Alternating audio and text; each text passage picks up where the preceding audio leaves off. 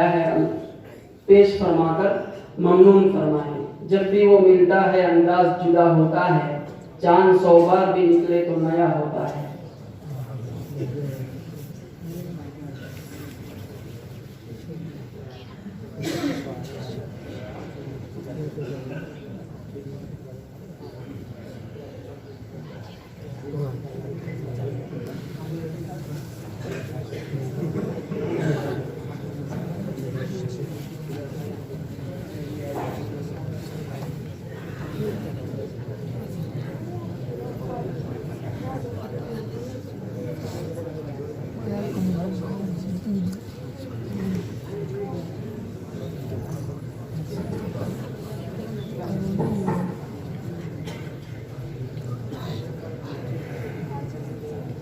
السلام علیکم ورحمۃ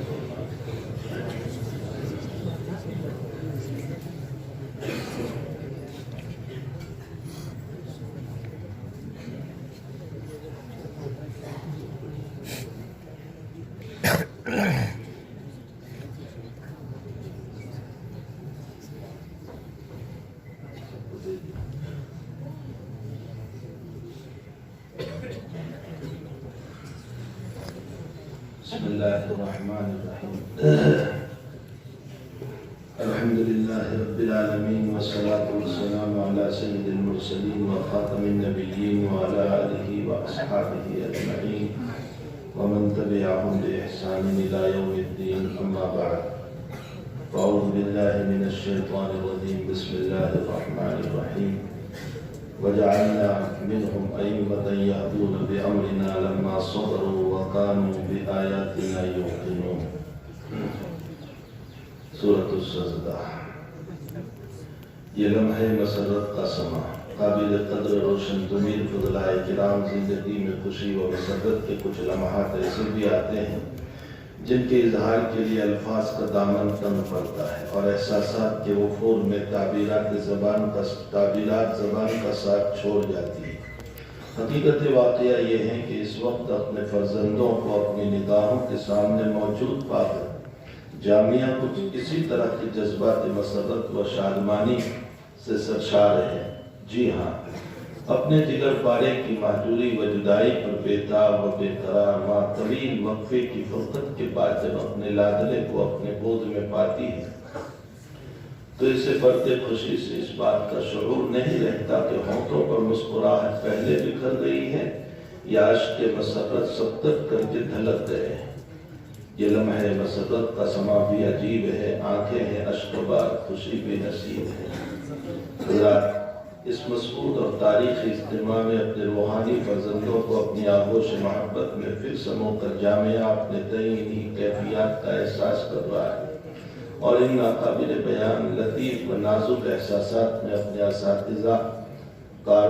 پردازوں، در و دیوار، گلشن و چمن اور بیل بوتوں تک کو اپنا ہمحال پا رہے ہیں۔ پھر بہار آئی ہے، شاداب ہیں، پھر دشت و چمن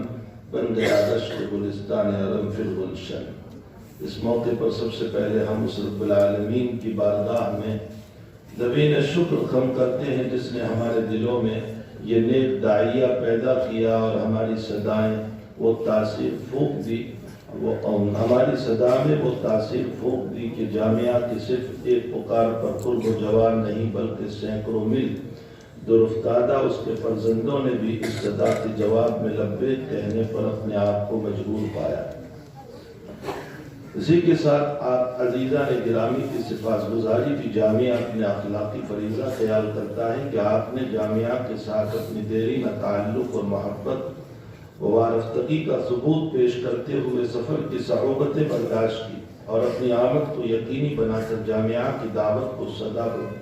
بصحرا کا مصداق بننے سے بچا لیا۔ آپ کے اس تعلق خاطر اور قوت تسلیم و امتیاز کو جامعہ قدر کی نگاہوں سے دیکھتا ہے۔ چاہت کا جب مزہ ہے کہ دونوں ہو بے قرار، دونوں طرف وہ آگ برابر لگی ہوئی۔ جامعہ کا علمی و فکری شجر نسب، فرزندان جامعہ، یقیناً یہ سوال آپ کے ذہن و دماغ میں گردش کر رہا ہوگا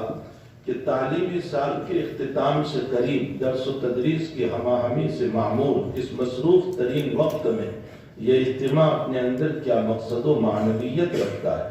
حضرات، جامعہ قاسمیہ عربیہ فروز صرف چند ایکڑ قطع زمین پر پھیلی ہوئی تعلیم گاہ اور اقامت گاہ سے عبارت نہیں ہے،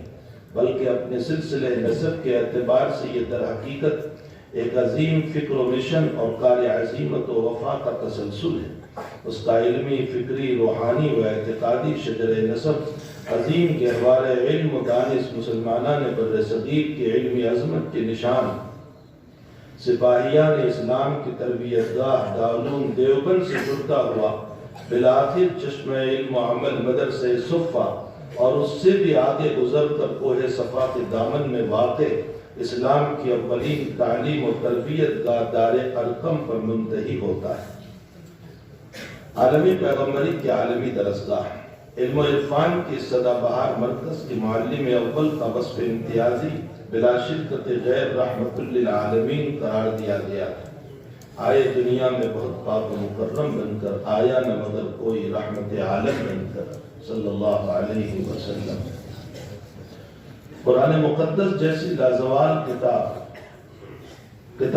قرآن مقدس جیسی لازوال کتاب صداقت میں بیان شدہ اس وصف خاص اور شان امتیازی کا فطری تقاضا یہ تھا کہ انسانی زندگی کا شعبہ اپنے ظرف و ضرورت کے مطابق آگ کے باران رحمت سے حصہ پا کر انقلاب آگاہ اور بہار آشنا ہوتا رہے اس سے محروم آبی نہ خاکی، ہری ہو گئی ساری کھیتی خدا کی۔ عالمی تبدیلی اور ہماگیریت کے دائی و پیامبر اس معلم اول نے اپنی تربیت گاہ کی بنیاد کسی مزاج و آہن پر استوار کی کہ بظاہر بے سر و سامانی اور قسم و پرسی کی صورت بنے ہوئے مرکز علم سے پورے عالم کا احتساب کیا جا سکے۔ اس ایک سرچشمہ فیض سے زندگی کے تمام تقاضوں کو سیراب کیا جا سکے۔ اس منبع علوم کے باہوش اور مدبر استاد و مربی نے اپنے دامن تربیت میں پلنے والے سعادت مند ہیروں کی تراش و خراش بھی اسی انداز سے کی کہ وہ اپنے فرائض منصبی کے حوالے سے عالمی فکر اور آفاقی تنازل کے حامل ہوں۔ کوئی شعبہ حیات ان کے عقابی نگاہ سے بوجھل اور ان کی ہماگیر اصلاحات سے محروم نہ رہے۔ اس میخانے کا بادہ نشین ہر محاذ کے لیے مستعد ہو اور وہ ہر درد کا درمان اور ہر چیلنج کا جواب بن کر میدان عمل میں اترے۔ وہ 2 رکعت کی امامت سے لے کر اقوام و بلاد کی سیادت و قیادت اور جہاں بانی و جہاں داری کی لیاقت و صلاحیت اپنے اندر رکھتے ہو۔ چنانچہ یہ کہا جا سکتا ہے کہ 23 سال کے انتہائی قلیل اور مختصر عرصے میں جو تحریکوں کی زندگی میں کوئی طویل اور غیر معمولی مدت تصور نہیں کی جاتی، دنیا نے جس بے مثال اعتقادی، تعلیمی، معاشرتی، سیاسی، تمدنی طرز ہماجہتی انقلاب کا مشاہدہ کیا، وہ در حقیقت اسی مزاج جامعیت اور روح آفاقیت کا آئینہ دار ہے جو اس پہلی درسگاہ کے